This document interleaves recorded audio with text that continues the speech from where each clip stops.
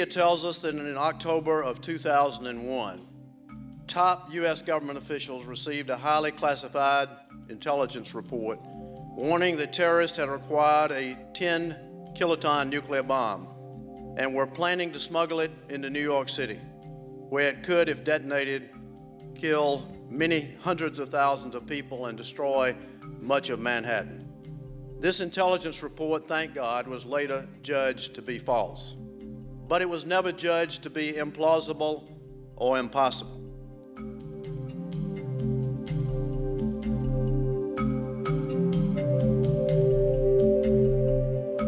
The gravest danger in the world today is a threat from nuclear, biological, and chemical weapons. The likeliest use of these weapons is in terrorist hands, and preventing the spread and use of nuclear, biological, and chemical weapons and materials should be the central organizing principle on security for the 21st century. More countries and entities are aggressively pursuing weapons programs, missile programs, and advanced conventional weapons programs, and more countries are initiating or considering such programs. The threat is compounded because of the ties by certain of these states to non-state terrorist groups that are actively seeking unconventional weapons.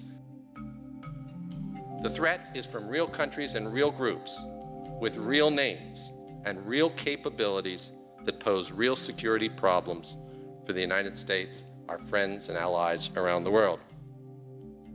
There's much evidence that Al-Qaeda is very determined to get nuclear weapons. And I think in their public statements, their documents, private conversations, that's quite clear.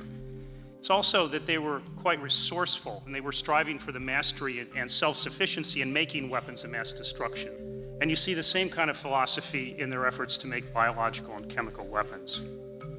I think that if Al-Qaeda is still interested in these weapons, and I believe they are, we do have to worry a great deal that they are regrouping or recruiting others.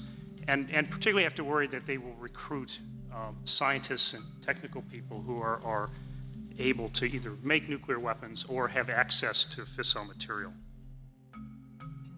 That is why Homeland Security and the defense against catastrophic terrorism must begin with securing weapons and fissile materials in every country and every facility that has them. Yes, this is an awesome challenge, there's no doubt about that, but it is finite and it is doable. The threats we face from the proliferation of weapons of mass destruction and the outlaw regimes and terrorists that might possess them place disarmament at the center of our global security strategy. September 11th made these issues more immediate, obviously. That day demonstrated the unblinking commitment that terrorists have to mass destruction, including their blithe indifference toward killing thousands of innocents. If these purveyors of hate manage to acquire the deadly materials necessary for nuclear or radiological weapons, I think it's quite clear they would surely find ways to use them. It does seem to me that September 11th changed a lot of the internal thinking inside the administration on this particular question.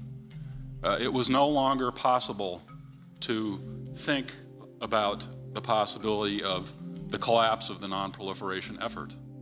It was no longer acceptable that we would live in that kind of a world, and this began to shift the center of gravity in the debate inside the administration, in my view as an outsider, on these questions of regimes and non-proliferation.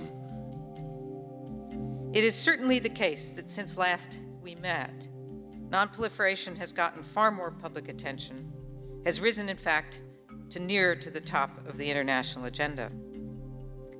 On the other hand, very little effort, attention, or funding has been directed towards strengthening policies directed to the heart of what we mean by non-proliferation, namely stopping it before it happens. Why, with the urgency of the threat so much clearer, is this happening, and how can it be addressed? The proliferation of weapons of mass destruction is a complex and multifaceted issue. Its proper solution lies in political and diplomatic means, and a comprehensive approach to address both the symptoms and root causes. Countries have sufficient tools to address the symptoms. But what about the larger environment? The weapons of mass destruction in Iraq and elsewhere may be dismantled and destroyed, but not the knowledge to create them. And that knowledge and the ability to create them will not be forgotten or turned back. Assessing threats at the beginning of the 21st century requires a wider lens appreciation of the realities of the world, understanding the causes of conflict and hopelessness and despair,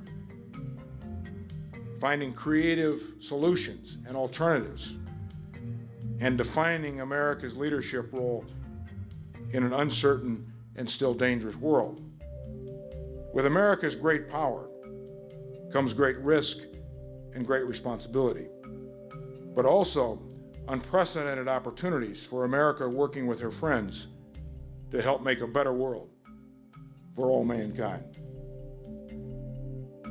Working together, we can make the world safer. We owe our people, our children, and their children nothing less. We owe them a world where nuclear and radiological materials are secure, not just in Russia, but elsewhere throughout the world. We owe them a world where terrorists have little chance of getting their hands on these materials, which just might discourage them from trying in the first place. And we owe them a world where nations work together to achieve these lofty objectives. The new century ushers in both opportunities and challenges. Let us work together to meet these challenges and to contribute to the development and improvement of the international non-proliferation regime and to international peace, stability, and development. We're in the race of our lives. We are well past the time where we can take satisfaction with a step in the right direction. A gazelle running from a cheetah is taking a step in the right direction. But it's not just a matter of direction, it's a matter of speed. We're not moving as fast as we can. We're not moving as fast as we must.